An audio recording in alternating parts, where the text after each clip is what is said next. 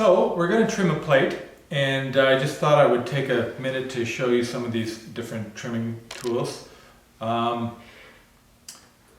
a lot of different kinds of options for trimming tools. There's these kind which are typically used in Japan or China or Asia, where this is sort of like a very sharp edge here.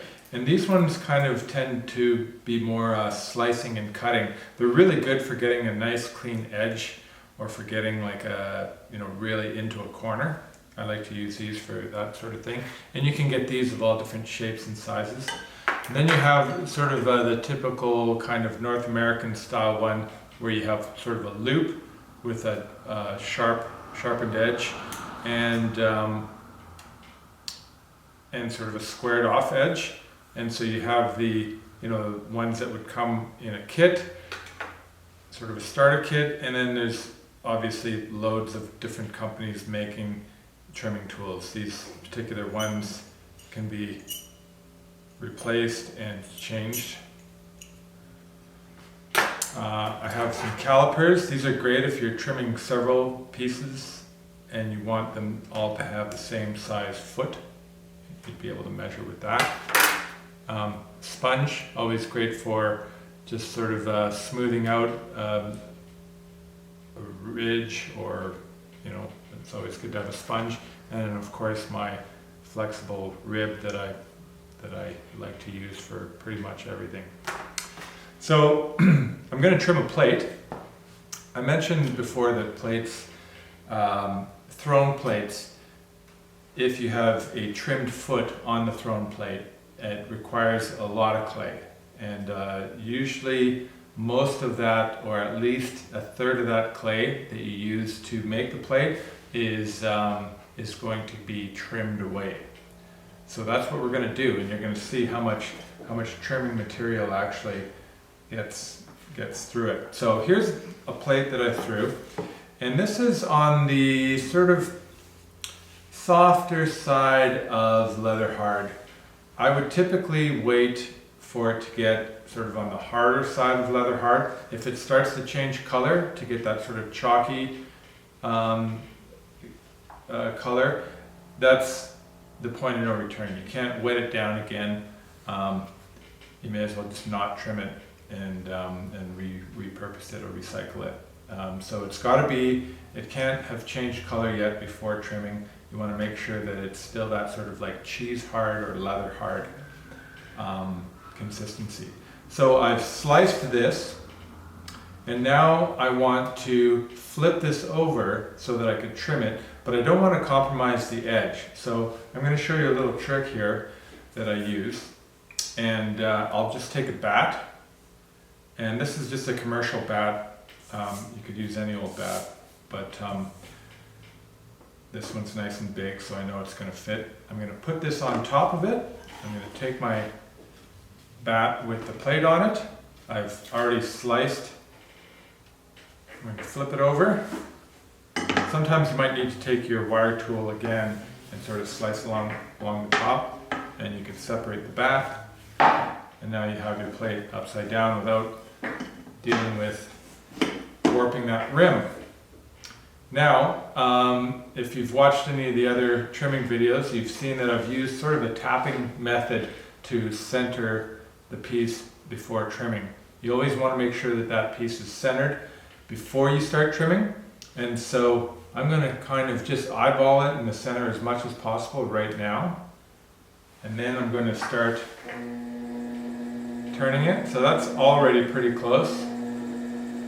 That's actually completely centered, but if it was a little off, this is where I'm going to use that sort of glancing tap, where I just sort of glance, sort of side swipe it and glance it until it goes to center, which it is right now. A lot of people will take a bat like with a white surface or a lighter surface, and they'll just take a Sharpie or a marker, a permanent marker, and just hold it at several different places so that they get concentric rings, and that allows them to sort of visually center it a lot simpler. So this is centered. I want to make sure that it's going to stay centered while I start trimming, because trimming, when you do it, it actually, because you're peeling all this clay away, it's actually wanting to like pull that clay off of the bat. So I want it to stay there. I'm just going to take some wet clay.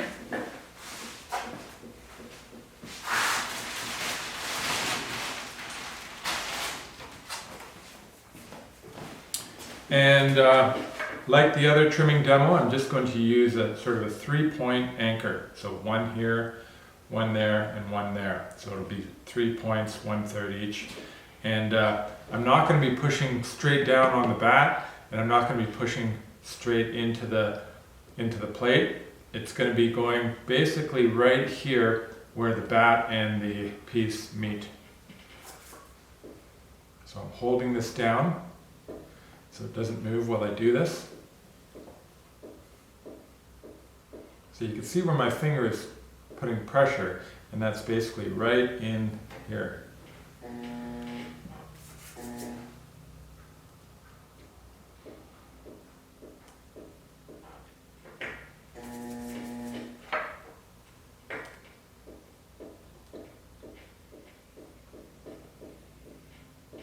So because this clay is wet, this clay is sort of on the road to drying out.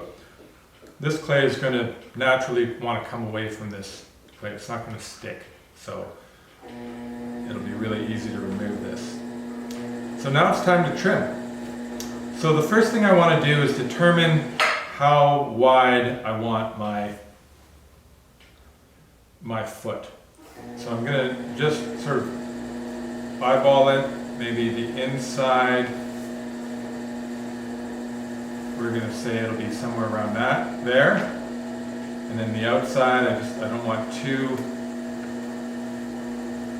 wide a foot, probably right there. So this line here represents where my foot's going to be, the foot of the plate. So I'm basically, this is going to be the high point of the plate. I want to make sure that this part isn't higher than this part. And that's really key, because if the center is the highest point of the plate, it's going to want to either spin or rock, and it's just not going to sit nice on the table. So I'm going to take away all this bulk here, and then I'm going to go inside and I'm going to take away some of that clay from the inside, and make sure that this foot here that I've marked out is going to be nice and smooth and compressed, and will be the highest point on the plate. Okay, so it doesn't really matter at this point what trimming tool you like to use. Like use something. I always try not to take off too much clay at once, so I kind of gradually get there. So the end of this one is really good for that. So is any motion on the wheel? I always want to make sure to never just like pull my hands away quickly. Okay? I'm always placing my hands, gradually adding pressure, and then when I'm done in an area, I slowly release pressure and then release my hands. It's never a very quick movement.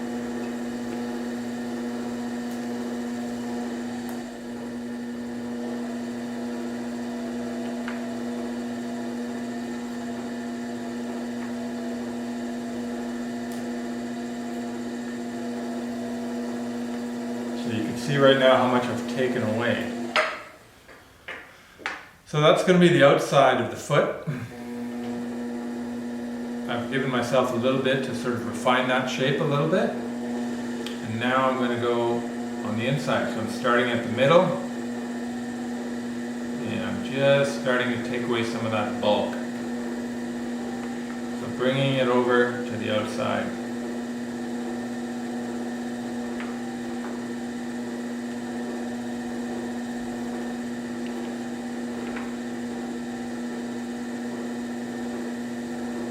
And I'll do several passes here, right up until I get about the right thickness. And plates are very difficult because you got such a wide surface area that you're trimming away. If it's too wet, this area is going to tend to want to slump as you put pressure on it. especially as you start getting thinner. And if it's too dry, it's just really difficult to get in there. So it's a real waiting game with plates.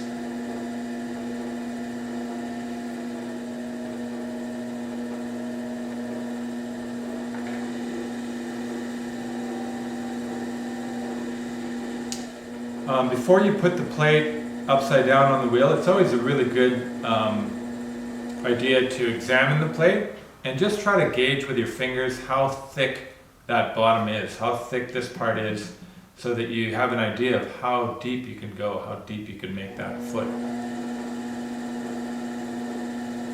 Another way of checking is just sort of tap on it, and after a while you'll be able to sort of gauge just by the vibration and how it feels, the sort of resistance you get from tapping on it, how thick it is. So I'm not going to want to go too much deeper in there, so I'm going to spend my time sort of compressing this.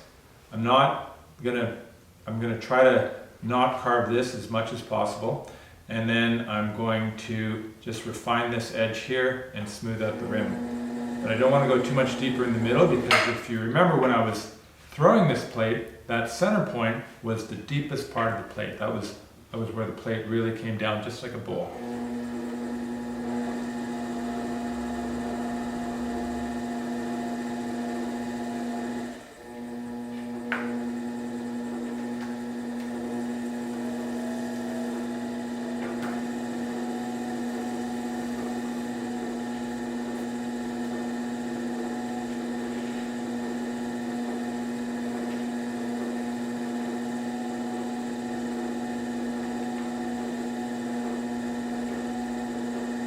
Pressing that rim, making sure that it's nice and smooth.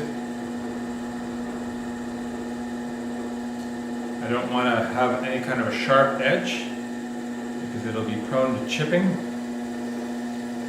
And it'd also be easy to scratch if you have like a nice wooden table or some kind of wooden surface, or a scratchable surface. You don't want to have to scratch up anything. So I always take a little bit of time and smooth that rim out really nice. Get those edges nice and smooth.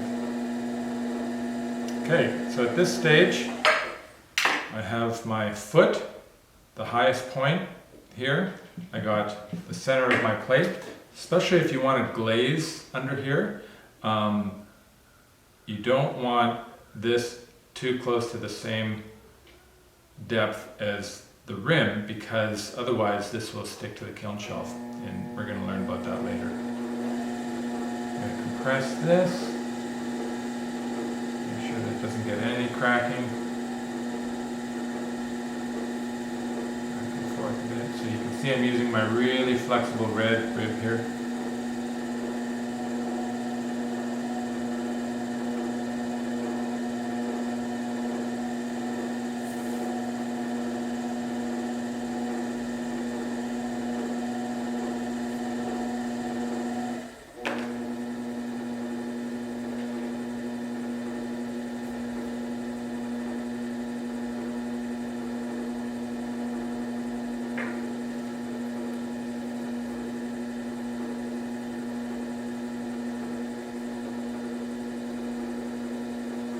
It's also a good idea if you want to do some marks on it. This is a good opportunity to sort of embellish some of those areas.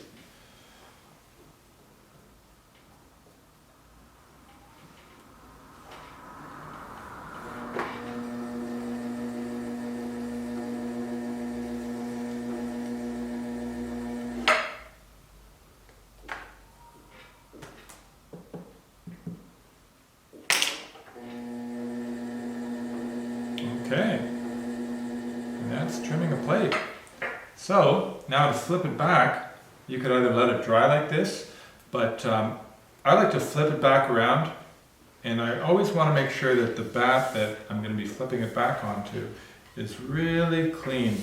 I don't want any kind of chunks of clay or anything that'll put a gouge into this foot, because then once again you're going to be stuck sanding it later in an effort to not have it scratch someone's table. So I want to make sure it's a nice clean bat. I'm going to put it back onto the center, pick up my bat.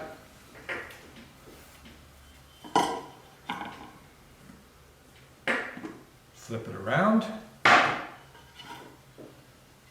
And if I want, I can put this back on the wheel. And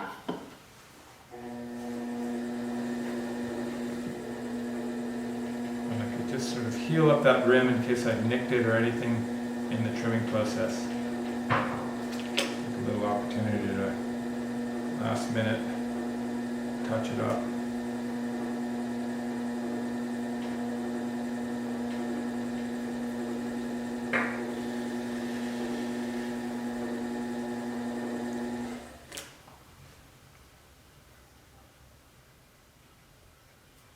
And there we have it, trimmed plate.